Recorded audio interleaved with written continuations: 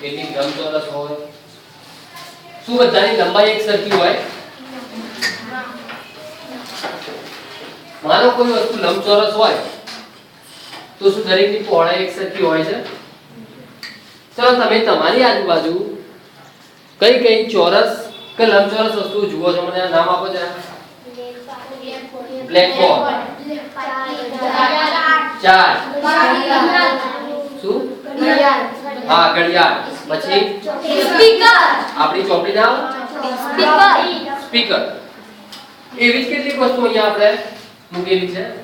જુઓ, આમાંનો આકાર કેવો છે? ચોરસ. હવાની બાજુ કઈ કઈ થશે? એક એની લંબાઈ, બીજી એની પહોળાઈ અને ત્રીજું એની ઊંચાઈ. એવો જ બીજો એક આપણ આકાર કયો છે? ચોરસ. આની લંબાઈ અને પહોળાઈ એ સરખી હશે પણ એની ઊંચાઈ જુદી હશે. એ જ રીતે ત્રીજું એક લંબચોરસ કહીએ છીએ આપણે. તો આપણે અહીંયા સમઘન અને લંબઘનની વાત છે. સમઘન કોને કહીશું? તો જેની લંબાઈ, પહોળાઈ અને ઊંચાઈ કેવી હોય? એક સમાન હોય એને આપણે સમઘન કહીશું. અને જેમાં લંબાઈ, પહોળાઈ અને ઊંચાઈ સમાન હોય નહીં એને આપણે શું કહીશું? લંબઘન કહીશું. બેન ભાઈ તમે આની માપો, સાને બેન તમે આની માપો. કેટલી થાય છે એની લંબાઈ? આની 5. 5. ઊંચાઈ કેટલી થશે? 5. અને પહોળાઈ 5. 5. ચલો એનું ક્ષેત્રફળ સુધી નાખો તો. અને 12. ચલો ચેતનભાઈ આમાંથી તમે મને લંબઘન બનાવો. એમાંથી તમે લંબઘન બનાવો.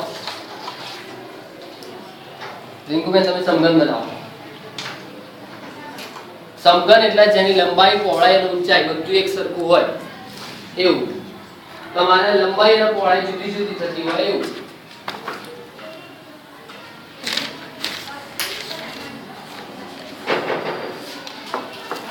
હવે આપણે સમઘનની વાત કરીએ તો સમઘનમાં આપણે જોયું કે લંબાઈ, પહોળાઈ અને ઊંચાઈ સરખી હતી. એવી જ લંબઘનની વાત છે. તો અહીંયા જુઓ આપણા જોડે કાગળનું એક રેડીમેડ મટીરીયલ છે. આપણે જો લંબઘનના તો સમઘન જોયું ના હોય તો આપણને આજે TLM મળેલું છે ગણિત વિજ્ઞાનની જે કીટ છે આપણી એ કીટની મદદથી આપણે એનો ખ્યાલ મેળવી શકીએ છીએ. લંબઘનમાં આપણે વાત કરી હતી કે જેની લંબાઈ, પહોળાઈ અને ઊંચાઈ એક સરખી હોય નહીં એની વાત કરી. જો આપણે એને આ રીતે આકારમાં ગોઠવીએ તો જે રીતે આની રચના છે એવી જ રચના આમાં જોવા મળશે. આની લંબાઈ પણ જોવા મળશે, પહોળાઈ પણ જોવા મળશે અને ઊંચાઈ પણ જોવા મળશે. આના જેવું છે. ફરક એટલો છે કે આ લાકડાનું છે જ્યારે આપણે કાગળમાંથી આને તૈયાર કરી શકીએ છીએ. એના જેવું બીજું સમઘનની વાત કરીએ. સારે કરવાનું સમઘન આપો. જો આમાં લંબાઈ, પહોળાઈ અને ઊંચાઈ કેવી હતી? એક સરખી હતી. આપણા જોડે કાગળનું એવું એક TLM છે એની મદદથી આપણે સમઘન પણ બનાવી શકીએ અને એનો ખ્યાલ જાણી શકીએ. જો અહીંયા આના જેવો જ સમઘન બનશે. આપણા જો લાકડાનું સમઘન ના હોય તો આપણને જે TLM મળેલું છે એના દ્વારા અથવા તો જાતે પણ કટિંગ કરી અને આવો સમઘન બનાવી શકશું. એનું કટિંગ કઈ રીતે કરશું? તો આપણું જે સાદું કાગળ હોય એ કાગળમાં આપણે આ રીતે સરખા માપના ચોરસનો આકાર બનાવી દઈશું અને ત્યાર પછી આ જ રીતે એને કાપી અને એમાંથી આપણે સમઘન અથવા લંબઘન બનાવી શકીએ.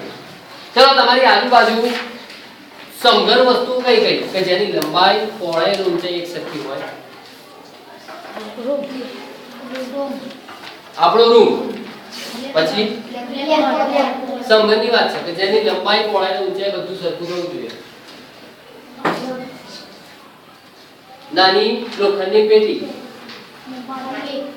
લંબઘનમાં કયા કયા આવશે? આપણી બાટલી, પછી ટેબલ, પછી સ્પીકર. ચલો પછી આપણું બોર્ડ આવશે. આપણું બોર્ડ કર્યું આવે ને હા